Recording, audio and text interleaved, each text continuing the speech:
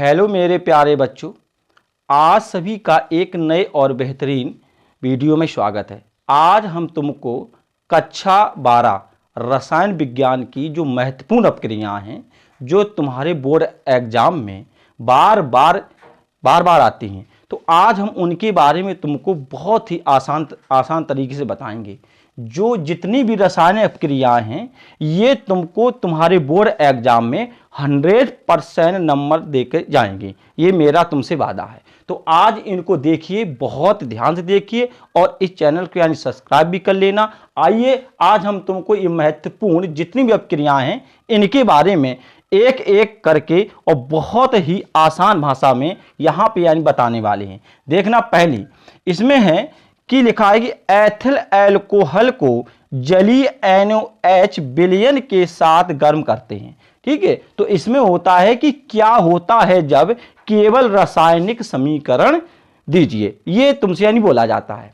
तो यहां क्या करना है, देखिएगा, ये लिखा तुम्हारा एथिल एल्कोहल, नहीं जे देखना, ये हो गया तुम्हारा एथिल यानी क्लोराइड। एथिल क्लोराइड की जब क्रिया हमने NaOH, तो NaOH को कहते हैं सोडियम हाइड्रा ऑक्साइड, वैसे इसको साधारण नाम से जानते हैं कास्टिक सोडा के साथ जब इसकी एक क्रिया कराते हैं तो हमको क्या प्राप्त होता है, एथिल एल्कोहल प्राप्त होता है।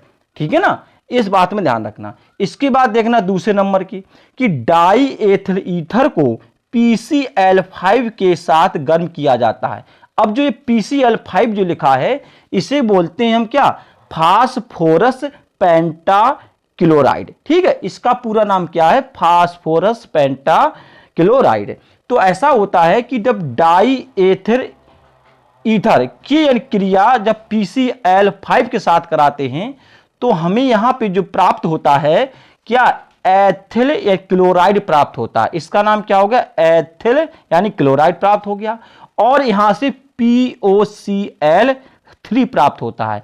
एक बात हर वक्त याद रखना, जब भी PCl5 किसी भी यौगिक के साथ में, किसी भी रासायनिक के साथ में कोई भी क्रिया करता है, तो ध्यान रखना POCl3 जो होता है वो 100% निकल के आता है। इस बात में ध्यान रखना कि जब भी PCl5 किसी भी कार्बन यौगिक के साथ में क्रिया करेगा, तो वो POCl3 100% निकालेगा। राइट, ध्यान रखना। अब इसके बाद देखना तीसरे नंबर में है कि एसिटेल्डिहाइड टॉलेन अभिकर्मक से अभिक्रिया करता है। ध्यान रखना, एसिटेल्डिहाइड टॉलेन अभिकर्मक से अभिक्रिया करता है। ये जो रिएक्शन है, ये वेरी मोस्ट इंपॉर्टेंट रिएक्शन है। ये रिएक्शन जो है कई बार बोर्ड एग्जाम में आई हुई है, इसलिए इसको बहुत ध्यान से देखना। देखिएगा, CH3CHO, ये जो फॉर्मूला हो गया, ये एसिटेल्डिहाइड का हो गया, और जो Ag2O, ये तुम्हारा हो गया टॉलेन अभिकर्मक। इसी को ही कहते हैं टॉलेन अभिकर्मक, Ag2O को। जब इसकी क्रिया होती है तो यानी कि Ag प्राप्त होता है, जिसे हम कहते हैं रजत दर्पण के नाम से जानते हैं। और बाद में ये जो एसिटिक अम्ल होता है, वो तुम्हारा बाद में निकल के आ जाता है। इसके बाद देखिएगा, फॉर्मेल्डिहाइड की सांद्र अमोनिया से अपक्रिया करता है। जो यानी फॉर्मेल्डिहाइड होता है, वो जो अमोनिया होती है, जो अमोनिया के साथ में अपक्रिया करता है। तो देखिए यहाँ पे 6HCHO, ये तुम्हारा फॉर्मेल्डिहाइड का फॉर्मूला हो गया।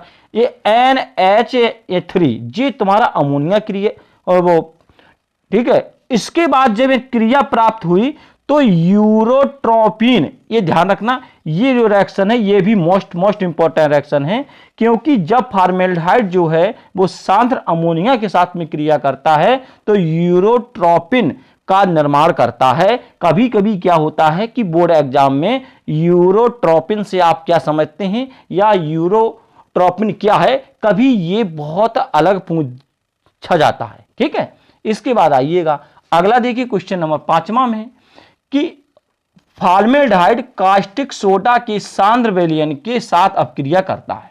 ठीक है, ध्यान रखना, कौन, फॉर्मेल्डिहाइड। तो ये फॉर्मूला का HCHO।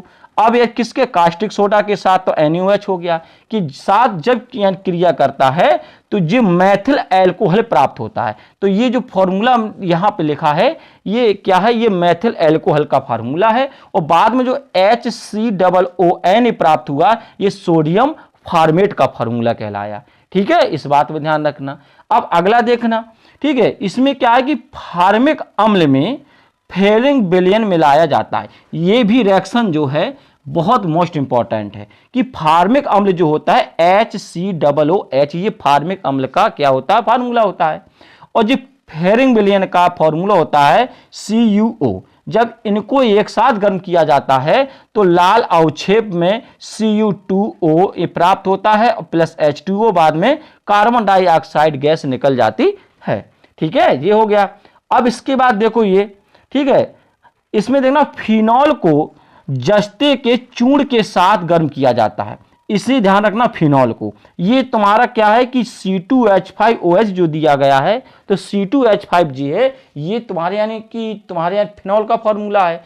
और जे जिंक जिसे कहते हैं हमें जस्ता, इसके चूर्ण के साथ जब यहाँ गर्म किया तो C6H6 ये तुम्हारी बेंजीन प्राप्त होगी। यहाँ पे क्या प्राप्त हुई बेटा, ये तुम्हारी बेंजीन प्राप्त हो गई C6H6 और बाद में ZNO प्राप्त हो जाता है। ठीक है, अब इसके बाद देखना अगला लास्ट है कि एथिल एल्कोहल की क्रिया निर्जल एसिटिक अम्ल के साथ कराई जाती है। ध्यान रखना, एथिल एल्कोहल की क्रिया निर्जल एसिटिक अम्ल के साथ कराई जाती है। तो देखना C2H5OH ये एथिल एल्कोहल का फार्मूला हो गया। CH3COOH ये तुम्हारा एसिटिक अम्ल का फार्मूला हो गया। ध्यान रखना, एसिटिक अम्ल। ठीक है, ये फॉर्मूला किसका हो गया, एसिटिक अम्ल का। जो ये एसिटिक, इन दोनों की क्रिया सांद्र सल्फ्यूरिक अम्ल H2SO4 के साथ कराई जाती है तो एथिल एसीटेट प्राप्त होता है। ठीक है, क्या प्राप्त होता है, एथिल एसीटेट, और इसे हम एस्टर कहते हैं। और फिर बाद में जल प्राप्त होता है। तो इस क्रिया का एक दूसरा नाम है, इसे याद रखना, हम एस्टीकरण कहते हैं इसे। ठीक है, इस बात में ध्यान, एस्टरीकरण। ये अलग से भी पूछा जा सकता है कि एस्टीकरण से आप क्या समझते हैं, तो ये रिएक्शन एस्टीकरण के नाम से भी आती है और वैसे भी आ सकती है। इसलिए दोनों प्रकार से ये मोस्ट इंपॉर्टेंट है, दोनों प्रकार से तुम्हारे बोर्ड एग्जाम में कई बार पूछेंगे। तो ये जितनी सारी भी क्रियाएं हैं ये सब तुम्हारे बोर्ड एग्जाम के लिए मेरी मोस्ट इंपॉर्टेंट है। इनको बहुत ही क्रमबद्ध से एक एक करके याद कर लेना और इनका अध्ययन करना और आराम से अपनी पढ़ाई में लगे रहना, मस्त रहना। धन्यवाद।